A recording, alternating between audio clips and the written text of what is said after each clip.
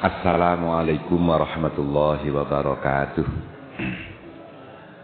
A'udzu billahi minasyaitonir rajim. Bismillahirrahmanirrahim.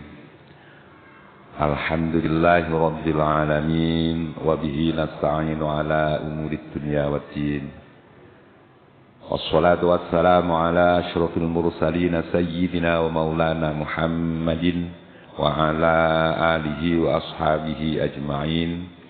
Amma ba'du fala hawla wa la quwwata illa billahil aliyyil azim. Rabbi shrah li sadri wa yassir li amri wahlul 'uqdatam min lisani yafqahu qawli. Subhanaka la ilma lana illa ma 'allamtana innaka antal alimul hakim. La hadratin nabiyil mustafa Muhammad sallallahu alaihi wasallam wa ala alihi washabihi azwaji wa dzurriyyatihi. وجميع جبال خصنا على في حلقة الشيخ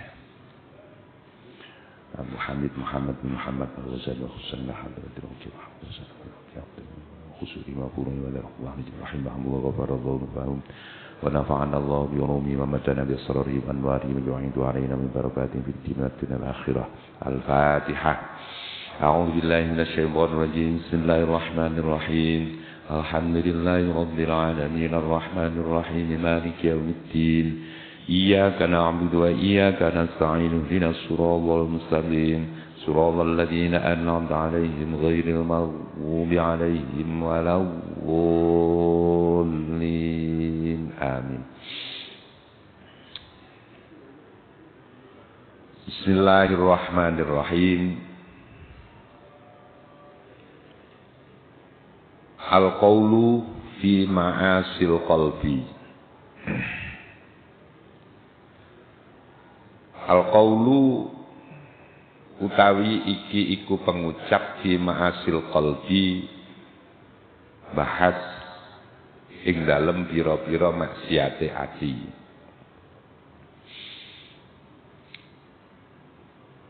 Maksiat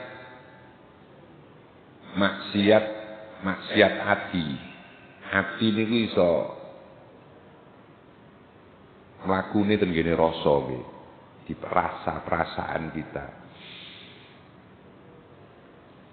Dan itu juga terkadang perilaku hati kita itu berperilaku maksiat. Maksiat itu apa?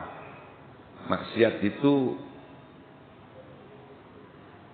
lepas dari orang menjalankan perintah dan menjauhi larangan. Itu maksiat, perbuatan yang orang tidak di dalam menjalankan perintah, menjauhi larangan dari Allah. Maksiat. Hati kita itu juga terkadang bermaksiat. Hati yang bermaksiat itu biasanya juga berangkat dari hati yang sakit. Karena ada penyakit-penyakit yang ada di dalamnya.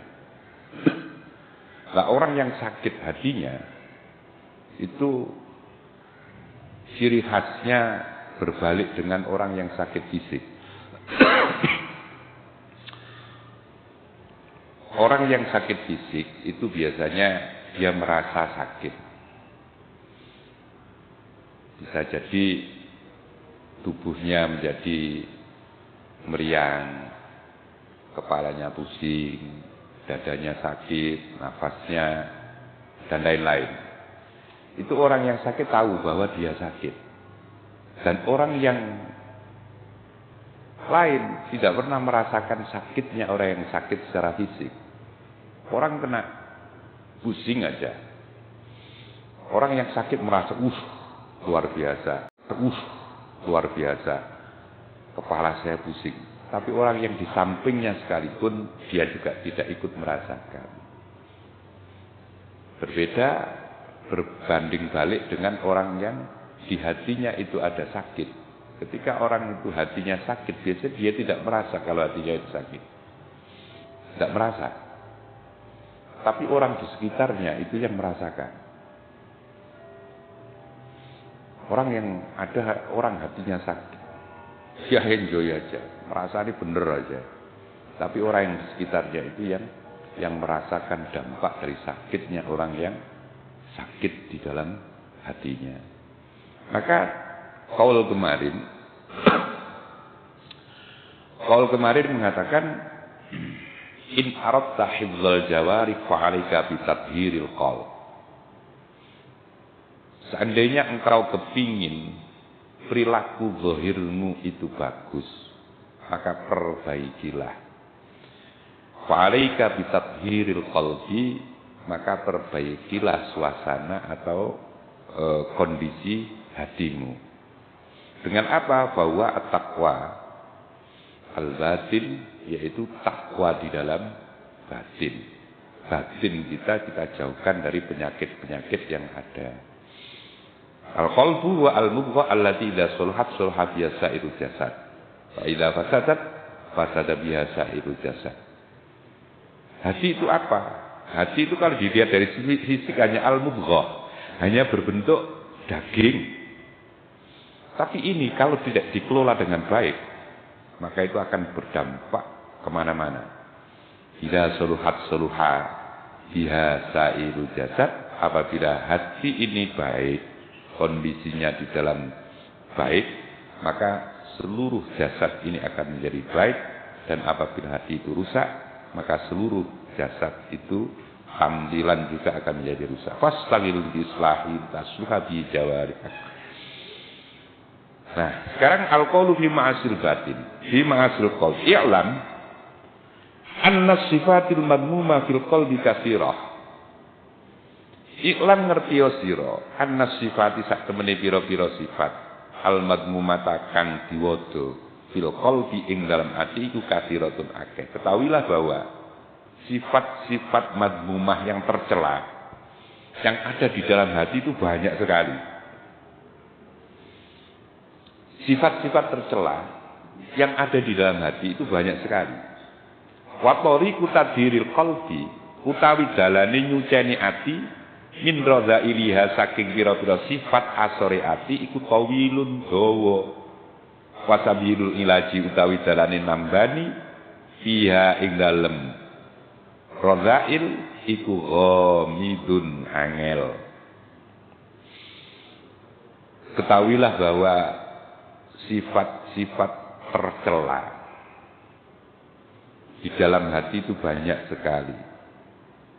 Orang secara fisik zahir mengatakan sifat tercela itu apa? Misalnya ada orang enggak ada sebab, enggak ada apa, tiba-tiba dia mengucapkan ada orang lewat dipisui, itu tercela loh, tercela nggih. Secara fisik kita tahu. Dan tiba-tiba dia enggak ada apa-apa, moro-moro wong ditemilingi. Itu maksiat secara zahir kita bisa melihat. Tercela. Kemudian dia mengambil hak milik atau merampas hak milik orang lain tanpa hak. Itu juga tercela. Dan ini semuanya secara fisik. Bisa kita lihat. Tapi sifatul madmumah, sifat yang tercela di dalam hati, itu juga sangat banyak, katsirah.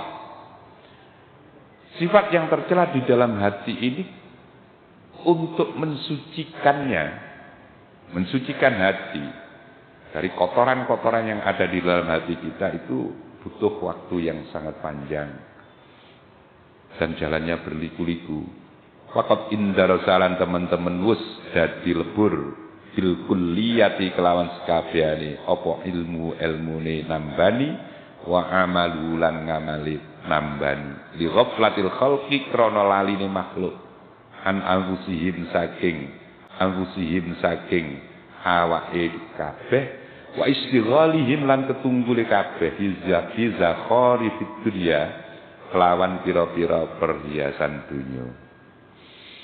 Waqat istaqsaina lan teman-teman wis diritakaken sapa sundari kae mengkono-mengkono kabeh kulaus kabeh kang kasebut fi kitab Ihya Ulumuddin fi rubu'il mumlikat wa rubu'il munjiyat. Dah. Kenapa kok hati itu sampai kotor, hati seseorang itu sampai sakit, dan bila menyembuhkan, membersihkan dari kotoran hati, menyembuhkan dari sakit hati itu butuh waktu yang lama banget dan butuh jalan yang rumit. Karena apa? Karena orang itu seringkali kotornya di dalam hati itu karena kelalaian dan kelupaan diri sendiri sebagai hamba Allah. Li ghaflatil khalq al-anfusihim. Lupa siapa dia. Wa istighalihim bi zakhari dunya. Dan karena mereka terlalu disibukkan dengan urusan-urusan dunia. Yang mana pada dasarnya iradah Allah, tugas kita diciptakan oleh Allah dan diturunkan di bumi ini tidak ada lain kecuali illa liya'budun, kecuali agar manusia itu menyembah kepada Allah. Begitu dia dilahirkan di dunia dan dia pada akhirnya tahu keindahan perhiasan dunia ini, akhirnya dia disibukkan dengan urusan-urusan dunia yang itu semuanya bukan pokok, hanya hiasan, hanya perhiasan. Dia disibukkan dengan itu, maka dia lupa dengan Allah dan tugas pokok dia untuk beribadah kepada Allah. Itu karena li ghaflatil khalq an anfusihim, karena dia lupa dengan dirinya, siapa dirinya sebenarnya dan untuk apa dia diciptakan. Nah, ini kita diciptakan oleh Allah ini kadang juga nggak sadar. Kenapa kita diciptakan? Untuk apa kita diciptakan? Karena apa kita diciptakan dan lain-lain. Ini kita lupa. Jika kita disibukkan dengan mencari dengan mengurusi urusan-urusan yang sifatnya duniawiyah. Itu maka timbullah kotoran, timbullah penyakit yang di dalam hati, yang penyembuhannya itu juga lumayan rumit. Walakinna nuhadziruka al-ana salatan min khaba'ithil qaul. Walakinna nuhadziruka lan trapi ingsun iku nuhadziruka menjadi ingsun al-ana ing saiki salatan ing telung perkara min khaba'ithil qalbi saking pira-pira jembre ati. Wa ya utawi telu kal ghalibatu kang dadi lumrah ala mutafaqqihatil asli ing atase wong alim fikih zaman saiki litak khuda supaya ngalap sira minha saking telu hidraka ing baweden ira. Fa inna mongko sak temene perkara telu iku muhlikatun pira-pira kang rusak di anfusiha ing dalam pira-pira awake mutafaqqiyah. Wa hiya ummahatun li jumlatin minal khaba'ith wa ya utawi telung perkara iki iku ummahatun induk li jumlatin marang golongan minal khaba'ith saking pira-pira perkara siwaha kang saliyane telu. Nah, dalam hal ini Imam Ghazali mengatakan akan menjelaskan 3 hal yang menjadi pokok dari kerusakan hati seseorang atau penyakit pokok yang menjadi induk sakitnya hati seseorang itu dari sini. 3 hal ini. Wahya ummahatun di jumlatin minal khaba'ith. Yang dari 3 hal yang merusak hati ini akan tumbuh beberapa cabang-cabang yang mengotori hati kita. Wahya apa? Wahya utai telu iku al-hasadu hasud. Sifat hasud dengki, iri hati, kurang nyaman ketika ada orang lain mendapat nikmat, ada saudara, ada tetangga, ada teman yang dapat nikmat itu kita tidak bisa bersyukur, tapi justru rasa hati di dalam hati kita itu terganggu dan sakit. Kok kuno sing oleh, kok dudu aku. Akhirnya berharap kenikmatan yang diterima orang lain itu dia berharap untuk hilang. Itu namanya hasud. Ini pokok sakit yang pokok dari penyakit hati. Itu nanti dari hasud akan timbul penyakit-penyakit yang lain. Sama dengan orang katanya sakit apa? Oh, itu sakitnya orang sekarang banyak apa? Diabetes ya. Diabetes. Akhirnya kena kemana-mana. Dari hasud juga. Berangkat dari dan berawal dari hasud. Akhirnya timbul penyakit-penyakit hati yang lain. Yang kedua, warya'u. Warya'u yang kedua riya. Riya itu kalau orang Jawa, orang rumput mengatakan riya itu pamer itu aja. Artinya riya itu ketika dia beramal yang diharapkan itu hanya nilai plus di hadapan manusia. Akhirnya dia mendapat pujian. Jadi sebatas itu riya, itu namanya riya. Ketika contoh kecil aja. Orang menjalankan sesuatu yang baik. Ketika di hadapan banyak orang seolah-olah tertib, worth it banget. Tapi ketika sendiri pokoknya sekedar berbuat.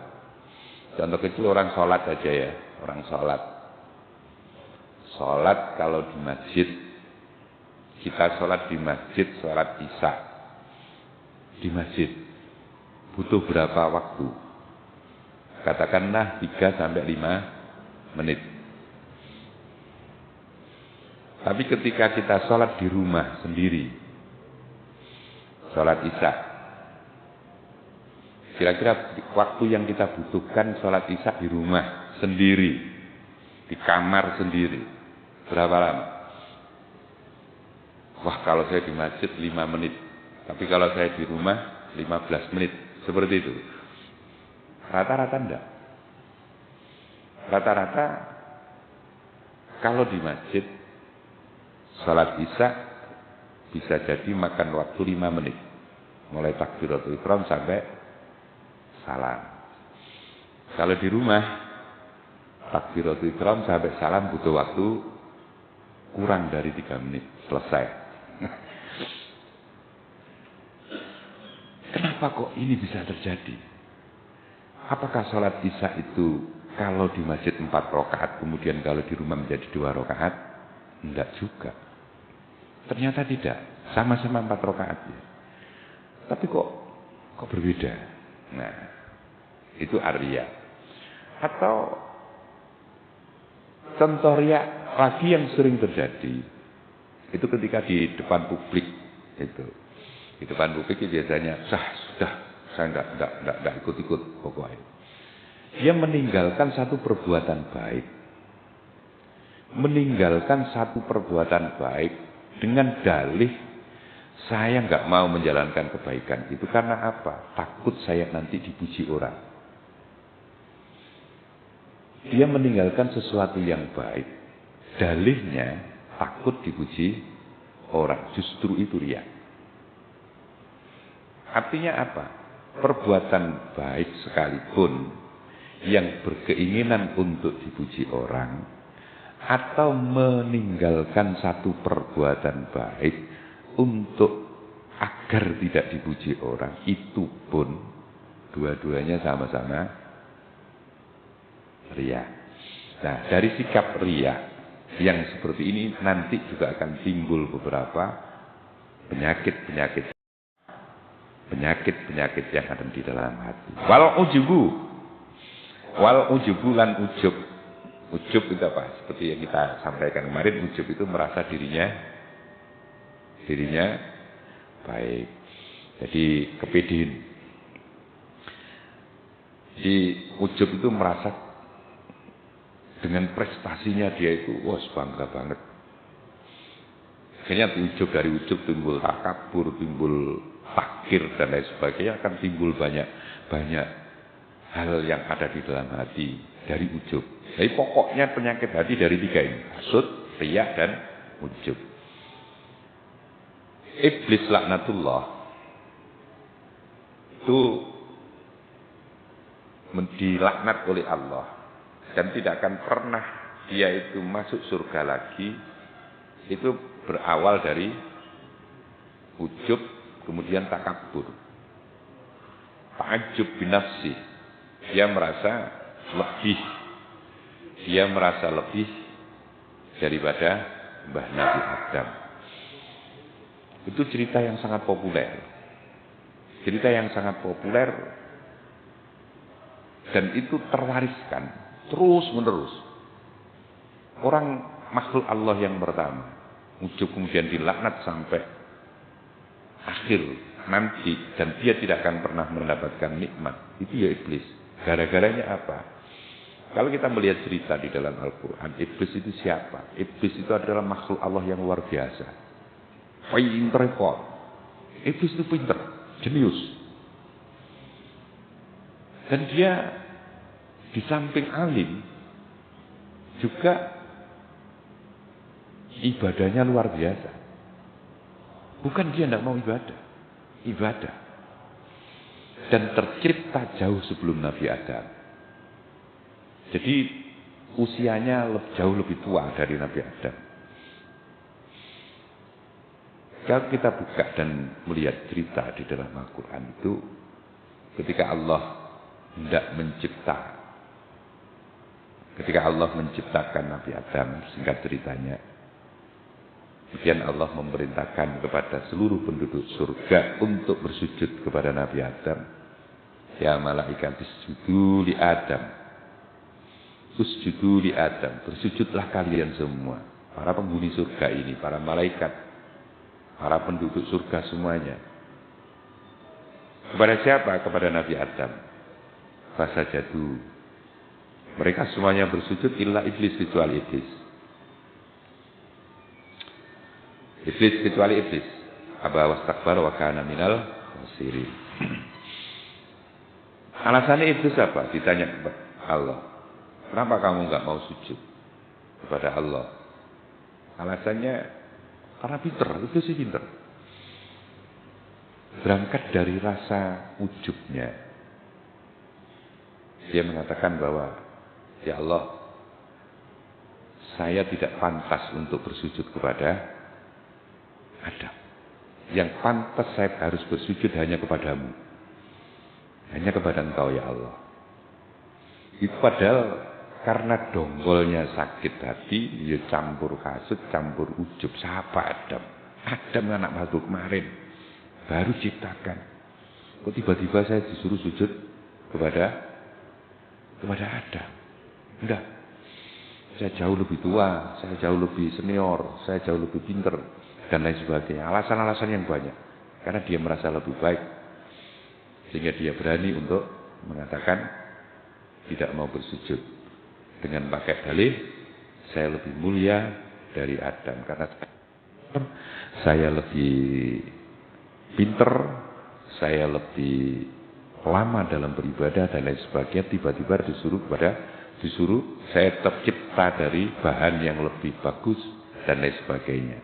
Banyak hal yang membuat dia itu ujub. Padahal mestinya kalau dari sisi alasan-alasan boleh itu diterima. Tapi masalahnya yang memerintahkan itu adalah Allah. Yang memerintahkan sujud itu Allah. Masalahnya hanya di situ. Maka ketika dia ujub, dari sikap ujub itu merembet menjadi takabur, menjadi hasud dan lain sebagainya. Timbul penyakit-penyakit di dalam hati yang macam-macam. Dan dari situ berangkat dari ujub, takabur, Allah melaknat sampai nanti selamanya. Maka dari hasud, riya dan ujub, fajtahid mongko nemen-nemen sira fi tadhiri qalbika ing dalem nyuceni ati sira minha saking telung perkara niki. Maka berjihadlah kalian semuanya untuk mensucikan hati dari sifat hasud, riya dan ujub. Ini kan penyakit umum ya. Ketika ada orang yang mendapat nikmat yang kita menganggap itu apa yang diperoleh itu nikmat, hati rasanya terganggu. Ada orang lain mendapat nikmat, hati rasanya terganggu dan berharap nikmatnya itu segera nikmat yang diterima itu segera hilang. Kok bukan saya? Kok situ yang dapat? Ketika ada yang seperti itu, hati-hati, itu hasud, walaupun itu tanpa ada reaksi berikutnya atau aksi berikutnya untuk melanjutkan hasud, tapi itu tanda-tanda ada hasud dalam diri kita. Yang kedua riya, kemudian ujub. Maka ijtahid fi tadhiri qalbik. Kalau ada timbul semacam itu, ijtahid fi tadhiri qalbik, maka bersungguh-sungguhlah kalian di dalam mensucikan hati. Fa in qadarta mongko lamun mampu sira alaiha ing atase nyuceni ati, fata'allam mongko weruh sira kaifiyatul hadari ing partikeling reksa min baqiyatiha saking sekerine telung perkara, min rubu ilmu dikati saking seprapate pira-pira perkara kang ngrusak. Fa inna jasta mongko lamun apes sira an hadza saking ikilah telung perkara, fa anta mongko utawi sira an ghairi saking liyane telung perkara penyakit ati niki iku ajazu luweh apes. Maka ketika kita mampu untuk mengendalikan hati kita, untuk mensucikan hati kita dari sifat hasud, riya dan ujub, maka kita harus belajar terus untuk bagaimana caranya agar hati kita itu tetap bersih dari sifat-sifat mazmumah selain yang tiga itu. Tapi kalau kita tidak mampu untuk mengendalikan tiga hal ini dari hasud, riya dan ujub, maka dipastikan bahwa untuk menghilangkan penyakit yang ada di dalam hati selain itu lebih berat lagi. Diduluk mawon ya. Kita lihat aja semuanya. Ketidakseimbangan di dalam kehidupan ini kalau kita tilik semuanya dari tiga hal ini.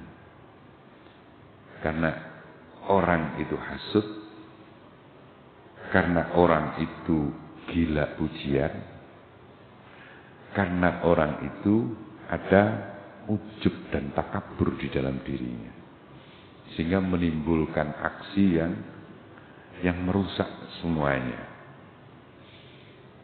Dan muara dari persoalan-persoalan yang ada ini karena apa? Karena satu, orang itu rebutan dunia, orang itu rebutan harta, kemudian orang rebutan pangkat, orang rebutan apa? Bersaing untuk mendapatkan perempuan. Itu tiga hal yang menyebabkan al-muhlikat. Kemudian wala tadzunnanna lan aja nyono temen sira annaka ing sak temene sira iku taslamu slamet sira. Biniyatin sholihatin biniyatin kelawan niat sholihat. Niyatin kelawan niat sholihatin kang bagus wi ta'allumil ilmi ing dalem belajar ilmu. Wa fi qalbika lan iku ing dalem ati ira sayun utai suwiji-wiji minal hasadi saking drengki war riya lan riya wal ujubi lan ujub. Dan jangan pernah mengira bahwa hati kita akan bisa terbebas dari penyakit-penyakit hati itu dengan kita hanya niat yang baik di dalam mencari ilmu. Tapi di sisi lain di dalam hati kita masih ada hasud, masih riya, ujub dan lain sebagainya. Waqad qala sallallahu alaihi wasallam salatun muhlikatun suhun muqa'un wa hawa mutaba'un wa ijabul mar'i bi nafsi. Rasulullah Muhammad sallallahu alaihi wasallam pernah bersabda, salatun muhlikatun, 3 hal yang merusak seseorang. 1, suhun muta'un. Suhun muta'un. Suhun itu kikir banget. Wong mau modit. Berangkatnya dari mana? Berangkatnya dari hasud. Berangkatnya dari hasud. Wong mau modit. Kikir banget. Terus kemudian orang serakah. Dari hasud itu orang menjadi serakah. Orang menjadi kikir. Apalagi semua yang terkait dengan maliyah atau duniawiyah. Itu yang diturutkan. Wa hawa mutaba'un. Yang kedua, hawa nafsu. Hawa nafsu yang diturutkan. Keinginan-keinginan yang timbul di dalam diri kita, yang dorongannya itu berangkat dari nafsu dan kita aminkan. Hawa mutaba'un. Ini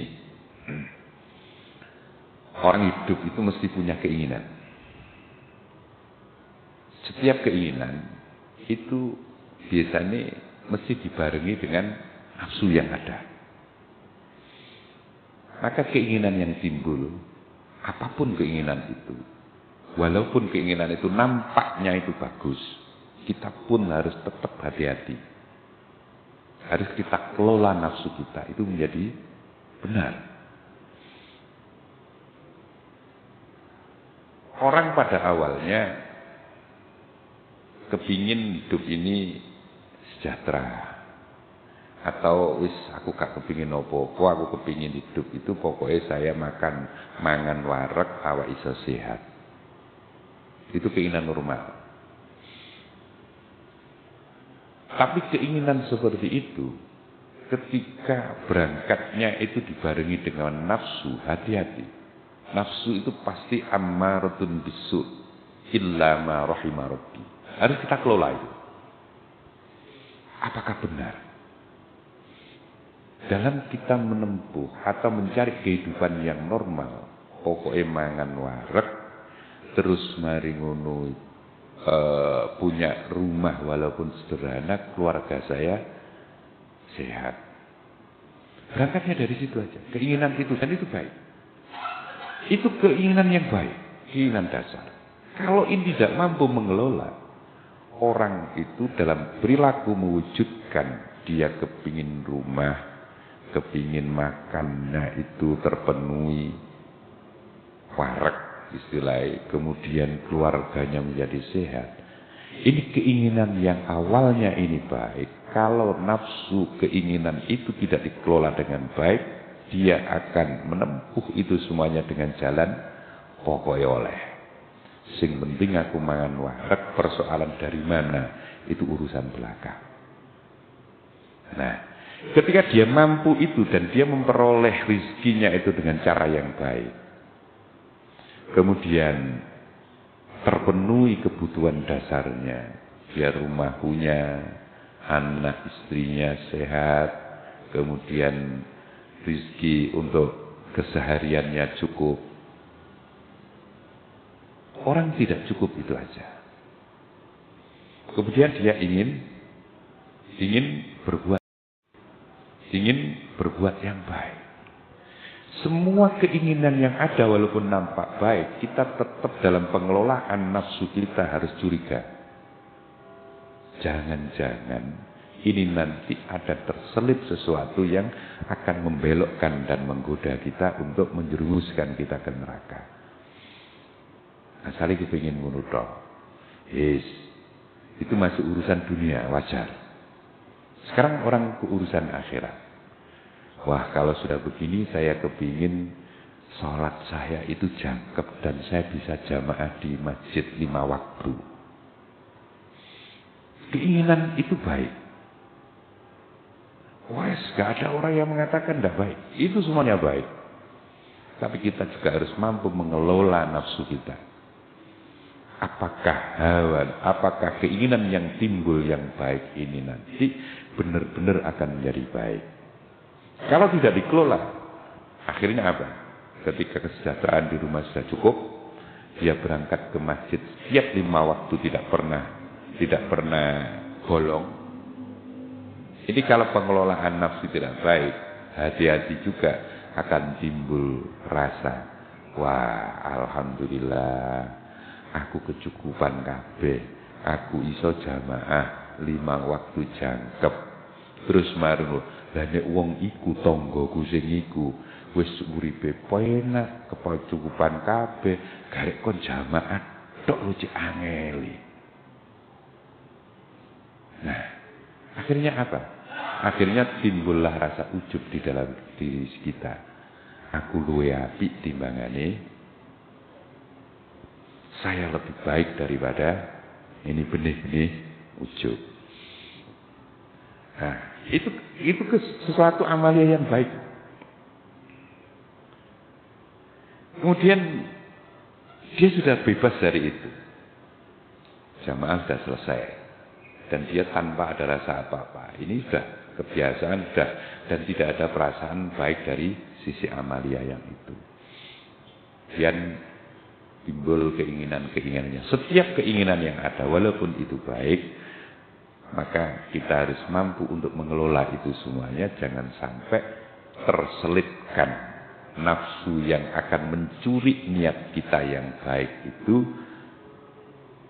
menjadi hasud, menjadi riya, atau menjadikan dan menimbulkan ujub di dalam diri kita.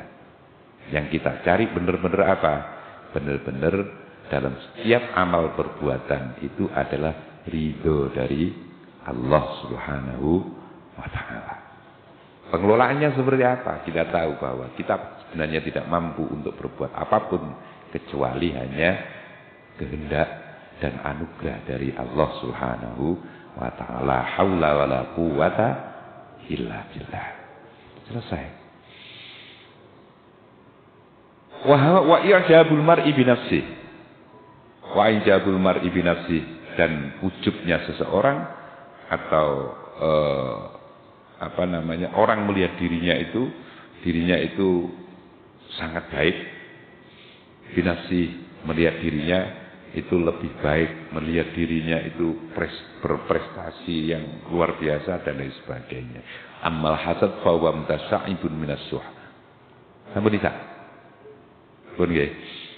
Ya, tiga hal yang akan merusak dalam nilai ibadah kita, yaitu kita serakah kepada dunia, kemudian kita menurutkan semua keinginan-keinginan kita, dan yang berikutnya adalah i'jabul mar'i bi nafsih, seseorang melihat dirinya itu sangat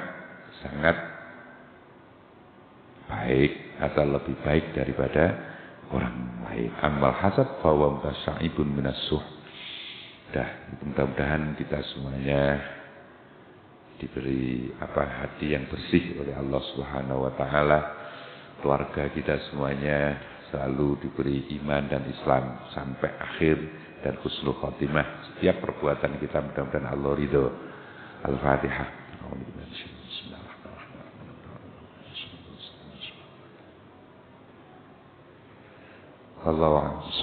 Assalamualaikum warahmatullahi wabarakatuh.